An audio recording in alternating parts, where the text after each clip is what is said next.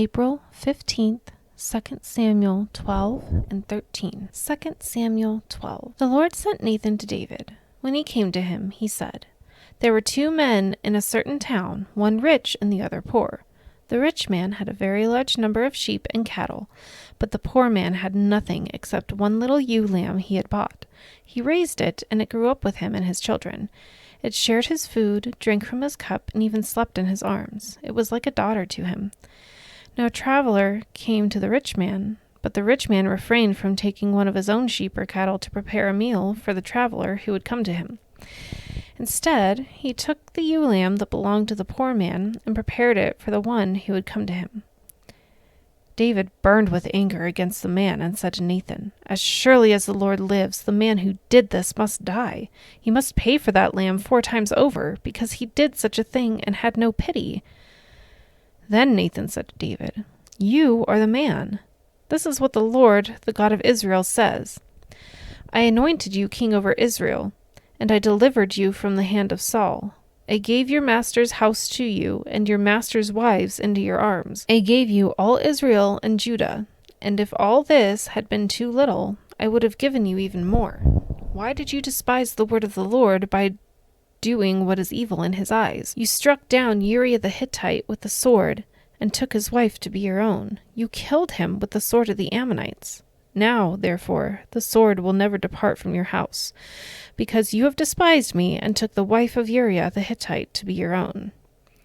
This is what the Lord says. Out of your own household I am going to bring calamity on you. Before your very eyes I will take your wives and give them to one who is close to you, and he will sleep with your wives in broad daylight. You did it in secret, but I will do this thing in broad daylight before all Israel." Then David said to Nathan, "I have sinned against the Lord." Nathan replied, "The Lord has taken away your sin. You are not going to die. But because by doing this you have shown utter contempt for the Lord, the son born to you will die." After Nathan had gone home, the Lord struck the child that Uriah's wife had borne to David, and he became ill. David pleaded with God for the child. He fasted and spent the nights lying in sackcloth on the ground. The elders of his household stood beside him to get him up from the ground, but he refused, and he would not eat the food with them. On the 7th day, the child died. David's attendants were afraid to tell him that the child was dead, for they thought, "While the child is still living, he wouldn't listen to us when we spoke to him. How can we now tell him that the child is dead? He may do something desperate." David noticed that his attendants were whispering among themselves, and he realized the child was dead. "Is the child dead?" he asked. "Yes," they replied, "he is dead." Then David got up from the ground after he had washed, put on lotions, and changed his clothes. He went into the house of the Lord and worshipped. Then he went to his own house, and at his request they served him food, and he ate. His attendants asked him, "Why are you acting this way? While the child was alive, you fasted and wept, but now that the child is dead, you get up and eat?" He answered, "While the child was still alive, I fasted and wept. I thought, 'Who knows? The Lord may be gracious to me and let the child live.' But now that he is dead, why should I go on fasting? What, can I bring him back again? I will go to him, but he will not return to me." Then David comforted his wife, Bathsheba, and he went to her and made love to her. She gave birth to a son, and they named him Solomon.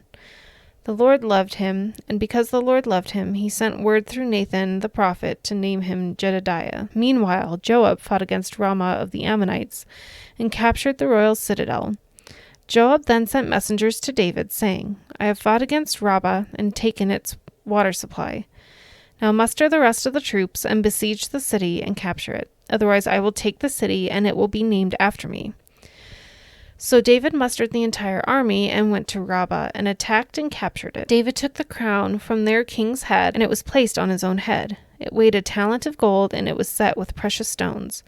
David took a great quantity of plunder from the city and brought out the people who were there, consigning them to labor with saws and iron picks and axes, and he made them work at brickmaking.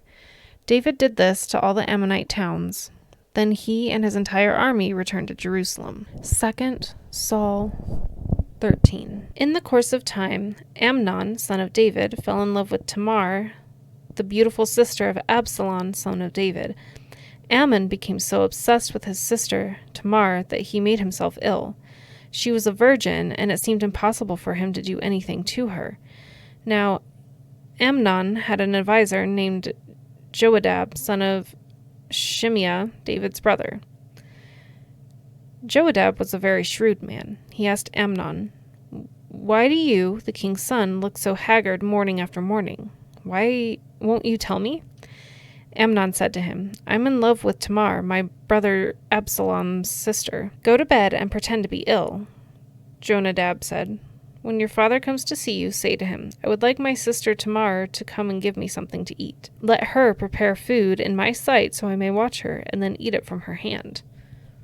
So Amnon lay down and pretended to be ill. When the king came to see him, Amnon said to him, "I would like my sister Tamar to come and make some special bread in my sight so I may eat it from her hand." David sent word to Tamar at the palace, "Go to the house of your brother Amnon and prepare some food for him." So Tamar went to the house of her brother Amnon, who was lying down. She took some dough, kneaded it, made the bread in his sight, and baked it. Then she took the pan and served him the bread, but he refused to eat. "Send everyone out of here," Amnon said. So everyone left him. Then Amnon said to Tamar, "Bring the food here into my bedroom so I may eat it from your hand." And Tamar took the bread she had prepared and brought it to her brother Amnon in his bedroom. But when she took it to him to eat, he grabbed her and said, "Come to bed with me, my sister." "No, my brother," she said to him. "Don't force me. Such a thing should not be done in Israel. Don't do this wicked thing. What about me? Where could I get rid of my disgrace? And what about you? You would be like one of the wicked fools in Israel. Please speak to the king. He will not keep me from being married to you." But he refused to listen to her, and since he was stronger than her, he raped her. Then Amnon hated her with intense hatred. In fact, he hated her more than he had loved her. Amnon said to her, "Get up and get out." "No," she said to him, "sending me away would be a greater wrong than what you have already done to me." But he refused to listen to her. He called his personal servant and said, "Get this woman out of my sight and bolt the door after her." So the servant put her out and bolted the door after her. She was wearing an ornate robe, for this was the kind of garment the virgin daughters of the king wore. Tamar put ashes on her head and tore the ornate robe she was wearing. She put her hands on her head and went away, weeping aloud as she went. Her brother Absalom said to her, "Has that Amnon your brother been with you? Be quiet for now, my sister. He is your brother. Don't take this thing to heart." And Tamar lived in her brother Absalom's house, a desolate woman. When King David heard all this, he was furious, and Absalom never said a word to Amnon, either good or bad. He hated Amnon because he had disgraced his sister Tamar. 2 years later, when Absalom's sheep shearers were at Baal Hazor near the border of Ephraim, he invited all the king's sons to come there.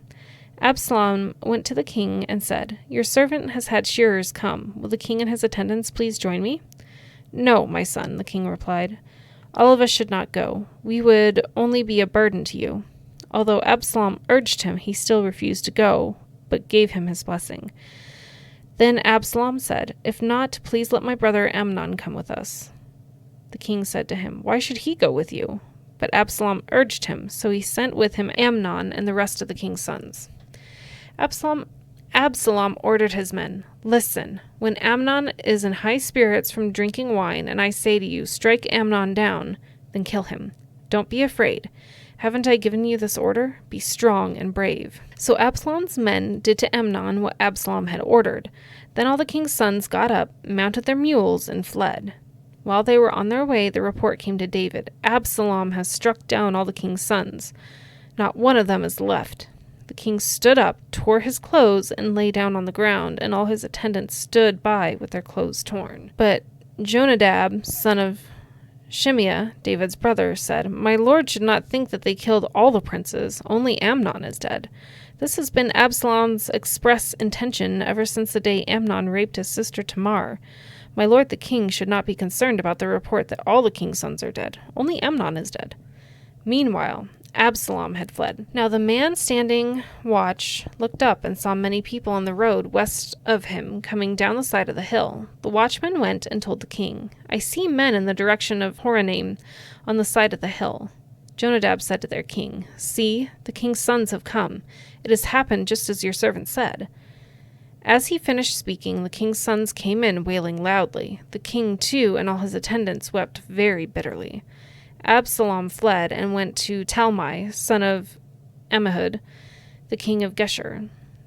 But King David mourned many days for his son. After Absalom fled and went to Geshur, he stayed there 3 years. And King David longed to go to Absalom, for he was consoled concerning Amnon's death.